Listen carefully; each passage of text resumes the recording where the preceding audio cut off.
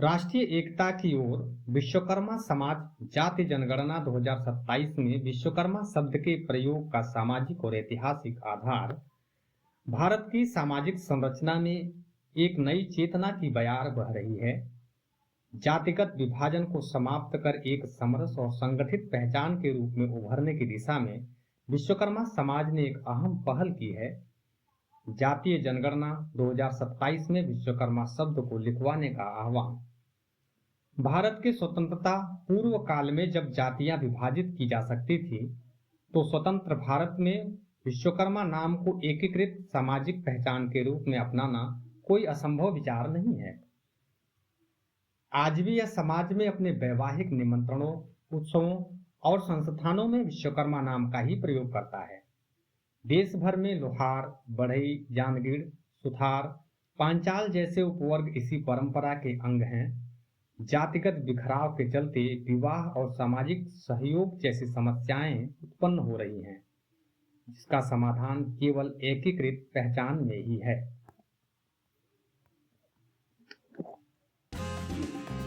राम मंदिर के निर्माण में विश्वकर्मा समाज का योगदान। 2024 में अयोध्या में हुए श्री राम जन्मभूमि के प्राण प्रतिष्ठा समारोह में श्री राम लला की मूर्ति का निर्माण मैसूर के कर्नाटक के श्री अरुण योगीराज, जो विश्वकर्मा समाज से हैं, ने किया। 51 इंच की यह दिव्य मूर्ति काले ग्रेनाइट से निर्मित है, जिसे पूरे भारत ने भाव विभोर होकर देखा। श्री योगीराज इससे पूर्व नेताजी सुभाष चंद्र बोस, आदि शंकराचार्य और डॉक्टर भीमराव अंबेडकर की भव्य मूर्तियां भी राष्ट्र को समर्पित कर चुके हैं। इतिहास में विश्वकर्मा राजाओं की भूमिका। इतिहासकारों के अनुसार जम्मू कश्मीर क्षेत्र में राजा शंकर देव विश्वकर्मा जैसे महान सम्राटों ने शिल्प और विज्ञान और न्याय आधारित शासन प्रणाली को विकसित किया। उनके शासनकाल में मंदिर निर्माण हेतु धातु शिल्प और जल संरचनाओं की उन्नत तकनीकों का उल्लेखनीय विकास हुआ, जो आज भी शोध का विषय है।